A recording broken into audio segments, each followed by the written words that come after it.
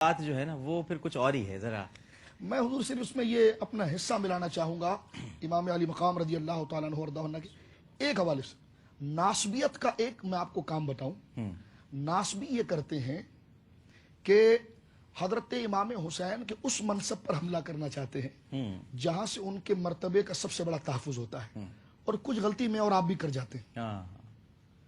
ہم بینر پہ لکھتے ہیں نواسہ رسول، سبیل پہ لکھتے ہیں نواسہ رسول، تقریر میں کہتے ہیں نواسہ رسول. یہ بہت بڑا وصف ہے، لیکن ایک اس سے عظیم وصف جو اس میں مزید چار چاند لگاتا ہے وہ صحابی رسول. ہم یہ نہیں لکھتے، یہ لکھنا ہے، یہ آپ نے لکھنا ہے. اور میں ناظرین سے کہوں گا سیدنا امام علی مقام اور امام حسن کا جب ذکر کریں تو صحابیت کا ذکر، میں نے صحابی کی پوری تحقیق آپ کے سامنے پیش کی تھی، تدریب الراوی سے، تقریب الناوی سے، فتح المغیث سے اور مصطلحات الحدیث کی تمام کتابوں سے. آپ کہیں گے جی اس کی کیوں ضرورت ہے؟ میں کہوں گا سیدنا صدیق اکبر کے فیصلے جو کیے انہوں نے وہ غلط ہے. کہا جی ٹھیک نہیں، غلط نہیں ہے، بالکل ٹھیک ہے.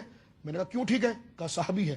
تو میں نے کہا حسین کا بھی فیصلہ غلط نہیں، وہ بھی صحابی ہے. اگر ابو بکر صدیق رضی اللہ تعالیٰ کے فیصلے معتبر ہیں کیونکہ ان کے سر پر صحابیت کا تاج ہے، فاروق اعظم کے کیے ہوئے فیصلے اگر معتبر ہیں اور درست ہیں اور صائب ہیں، اس کے خلاف بات نہیں کی جا سکتی اس لیے کہ وہ صحابی ہیں.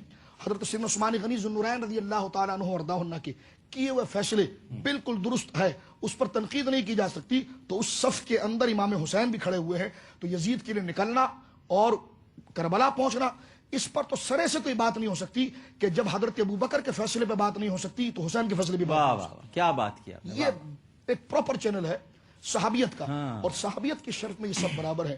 اور امام حسین کیسے صحابی ہیں؟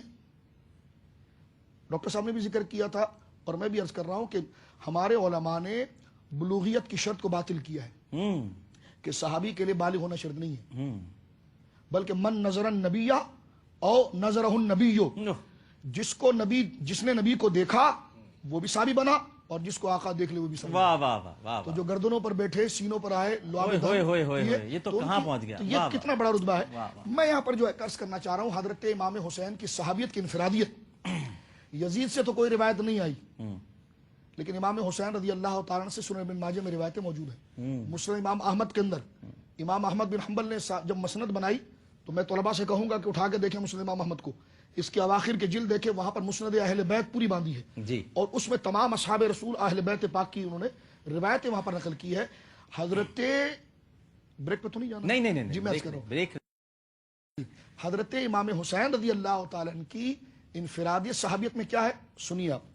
ہمارے علماء نے صحابی کی تعریف میں 3-4 اشکال پیدا کیے، لیکن اجماعی موقف آگے ہے. ایک تو یہ کہ جو حضور کے پاس جائے تو ایمان سے جائے گا تو صحابی ہوگا، تو ایمان تو شرط اصل ہے، لیکن وہ صحابی کہلائے گا کب؟ تو فرمایا جب کہلائے گا کہ جب یہ، بلکہ یہ تعریف معتبر نہیں ہے لیکن پھر بھی غیر معتبر تعریف پر بھی حسین صادق آتے ہیں، اور جو اجماعی تعریف ہے اس پر تو صادق آتے ہیں. میں کہتا ہوں اگر وہ تاریخیں بھی لو تب بھی امام حسین کی صحابیت واضح ہو جاتی ہے، اس لیے کہ ہمارے علماء نے لکھا یہ بات، علامہ ابن حجر اسقلانی نے، کہ صحابی اس کو کہیں گے جو حالت ایمان میں حضور کے پاس جائے اور تتبع یعنی اطاعت اور اخذ علم کی نیت سے جائے.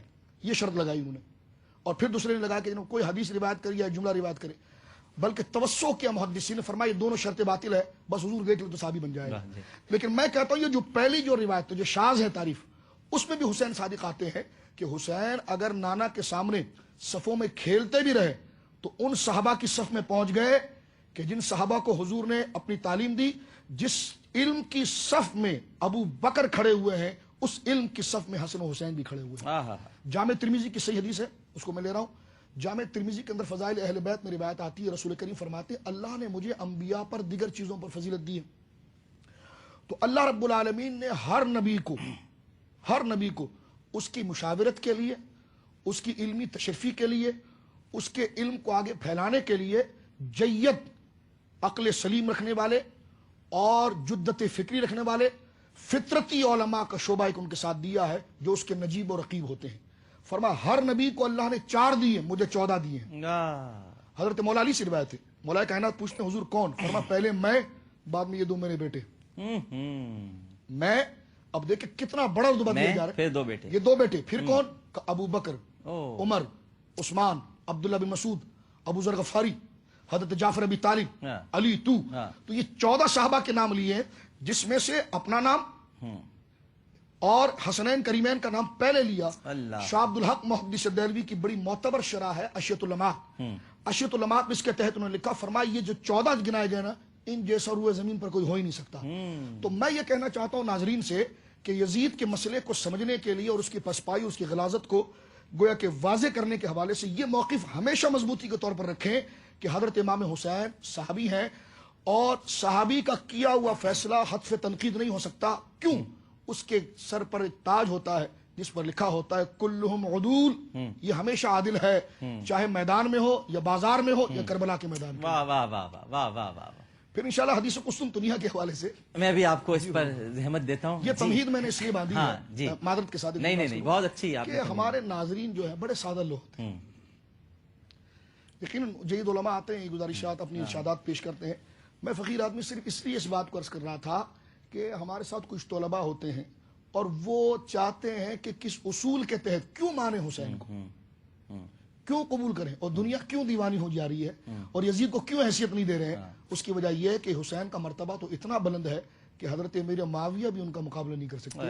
تو جب والد صحابی ہو کر مقابلہ نہیں کر سکتا تو یہ ظالم ہے، فاسق ہے، فاجر ہے، لعنتی ہے، کافروں سے گزرا ہوا ہے. تو یہ حضرت امام حسین سے اس کا کیا مقابلہ؟ کیا بات.